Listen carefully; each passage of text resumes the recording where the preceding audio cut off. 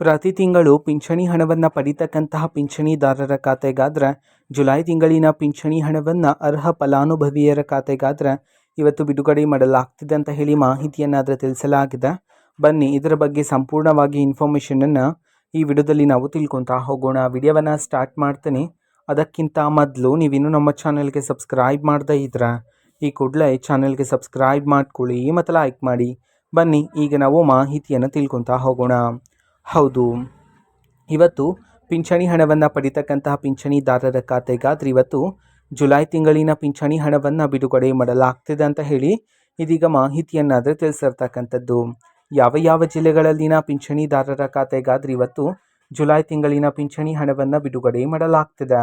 ಈ ಒಂದು ಮಾಹಿತಿಯನ್ನು ನಾವು ತಿಳ್ಕೊಳೋದಾದ್ರೆ ಇವತ್ತು ಕರ್ನಾಟಕದಲ್ಲಿರ್ತಕ್ಕಂತಹ 31 ಜಿಲ್ಲೆಗಳಲ್ಲಿನ ಪಿಂಚಣಿದಾರರಲ್ಲಿ ಇನ್ನೂ ಸಹ ಯಾರಾದರೂ ಅರ್ಹ ಫಲಾನುಭವಿಯವರ ಪಿಂಚಣಿದಾರರ ಖಾತೆಗಾದರೆ ಇನ್ನೂ ಸಹ ಜುಲೈ ತಿಂಗಳಿನ ಪಿಂಚಣಿ ಹಣ ಬಂದಿಲ್ಲ ಅಂತಂದರೆ ಅವರಲ್ಲಿ ಕೆಲವರ ಪಿಂಚಣಿದಾರರ ಖಾತೆಗಾದ್ರೆ ಇವತ್ತು ಜುಲೈ ತಿಂಗಳಿನ ಪಿಂಚಣಿ ಹಣವನ್ನು ಸಹ ಬಿಡುಗಡೆ ಮಾಡಲಾಗ್ತಿದೆ ಅಂತ ಹೇಳಿ ಇದೀಗ ಮಾಹಿತಿಯನ್ನಾದರೆ ತಿಳಿಸಿರ್ತಕ್ಕಂಥದ್ದು. ಓಕೆನಾ. ಸೊ ಇದು ಇವತ್ತಿನ ಒಂದು ವಿಡಿಯೋ. ಇದೇ ರೀತಿ ಇನ್ನು ಹಲವಾರು ಯೋಜನೆಗೆ ಸಂಬಂಧಪಟ್ಟಂತೆ ಮಾಹಿತಿ ಬಂದ ನಂತರ ಆದಷ್ಟು ಬೇಗ ನಾನು ನಿಮಗೆ ತಿಳಿಸ್ಕೊಡ್ತೀನಿ.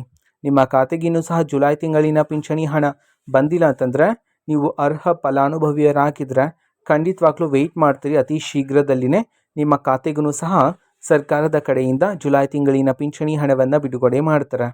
ಓಕೆನಾ. ಮಾಹಿತಿ ಇಷ್ಟ ಆಗಿದ್ರೆ ನಿಮ್ಮ ಫ್ರೆಂಡ್ಸ್ ಆ್ಯಂಡ್ ಫ್ಯಾಮಿಲಿ ಮೆಂಬರ್ಸ್ಗೂ ಸಹ ವಿಡಿಯೋವನ್ನು ಶೇರ್ ಮಾಡಿ, ಜೊತೆಗೆ ಚಾನಲ್ಗೆ ಸಬ್ಸ್ಕ್ರೈಬ್ ಮಾಡಿಕೊಂಡು ಸಪೋರ್ಟ್ ಮಾಡಿ. So thank you.